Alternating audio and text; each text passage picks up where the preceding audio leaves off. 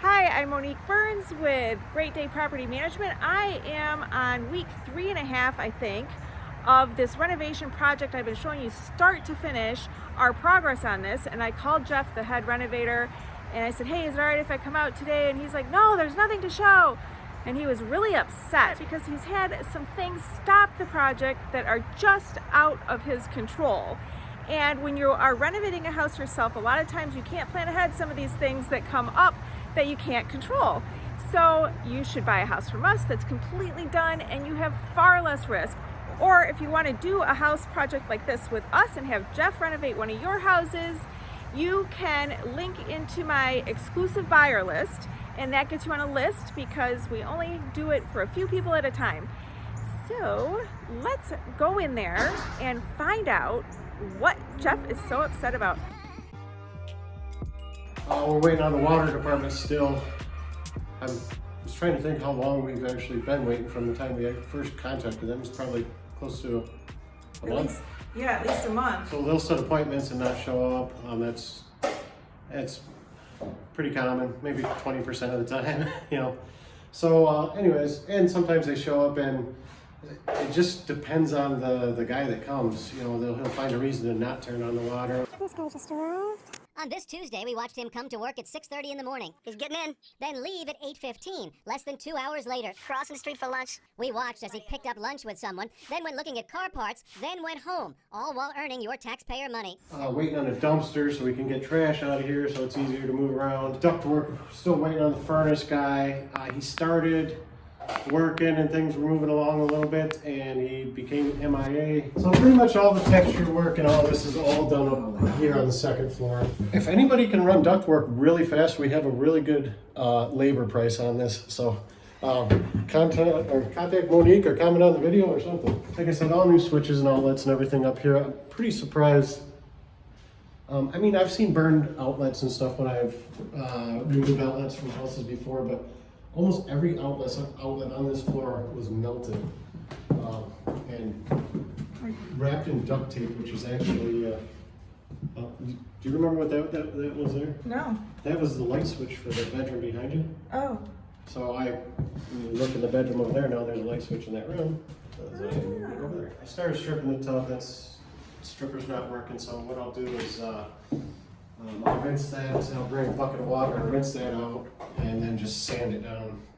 I was trying not to sand it because it creates a lot of dust, but that'll be fine. We'll sand it down, bondo it where we need to, and then glaze it. Yeah, the electrical in here, you know, we insulated the top. ductwork. Yeah, there's this ductwork because I guess it was the easiest one to run, but we repaired all this and we fixed the cove. So I was talking about getting rid of that cove originally, but when we started ripping into it and got rid of all the old wood, I realized why that cove is there. Where the roof comes down, it comes down really close to the drywall there, so you actually have to have a cove there. Stuff we're still doing just to kind of keep busy while we're waiting. I got a bunch of putty. Because to keep things cheaper, we don't change out the door frames or door jambs. We just replace the doors. And we'll plug all the holes with wood putty and then drill a new striker hole for the new handles. The new handles never line up with the old handles. Old handles were shorter. I don't know if people were shorter back then. But new handles are, I think, 6 or 8 inches higher than what old handles are. Are you going to clean this tub ever? Oh yeah, we're gonna strip it. Don't let people. I don't want to do the cabinets until we drywall them and stuff. So. I mean, if I put all that stuff in now, then I gotta take the time to cover it, so we don't get it dirty with drywall, mud, and paint, and everything else. So, but I mean, cabinet's going so fast that, you know, I'm not really concerned about that. The things I'm more concerned about is, you know, making sure the plumbing isn't leaking anywhere, and you know, so if I knew for a fact that there were no leaks, I'd cover it, but. If I cover it now, sure enough, there's going to be a leak, and I'm going to have to. Working hard. Trabajando duro. It's mudded up, ready for paint. We covered the ceiling; it was peeling again. You know, yeah. Those kind of look nice up there, don't they? Yeah. I was It kind of reminded me, I was in Boston, and some of the really old houses, some of the old light fixtures almost look like that. You know, it was kind of neat. So, I don't hate them. I was going to get smaller ones that matched, or that didn't take up so much room, but I think these look good, you know? Not bad. And they're the LED lights that most of the last 13 years. Saturday we were here, we poured 6 yards of concrete in the bit. Oh, you didn't see this either. No. So this was all wide open before, right? All the way down to this step. I built it back up. Built in a railing so we won't have to put a handrail on this side. We'll obviously have to have one over here for code. But put a wall up here, which this was all wide open. Being wide open, you know, somebody can fall off the stairs. So we like to cover that up. So this is what I've been doing today is scraping the walls, getting the walls all ready for skimming. But What is skimming? So we tried a couple materials. This is basically it right here. This is a cement base that we were using. We're going to skim over the walls. They're not going to be perfectly flat, but they're going to be covered. And I don't like this one. It wasn't adhering as well. We were losing a lot of it on the floor, and plus it's expensive. So we're going to use a gypsum base. It's a lot cheaper. It adheres to the walls. We don't drop any of it when we're putting it on. And it's basically drywall mud is what it is.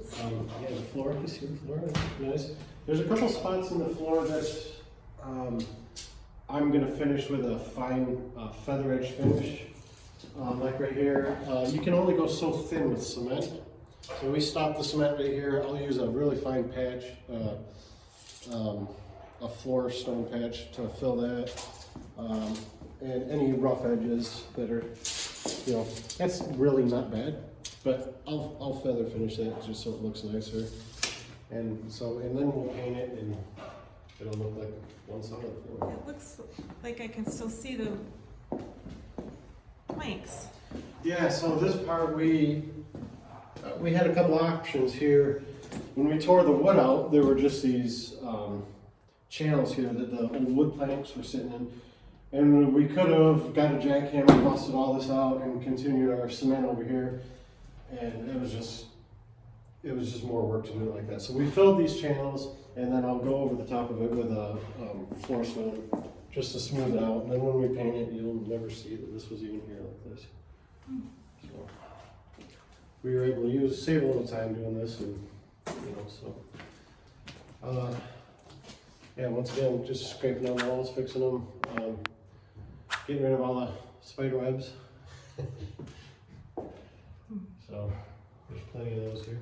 My intentions were to hire maybe my son or something to have him here this week to do all this stuff, but because we're slowed down, I'm doing it, which that's fine. I don't care. I'll do anything.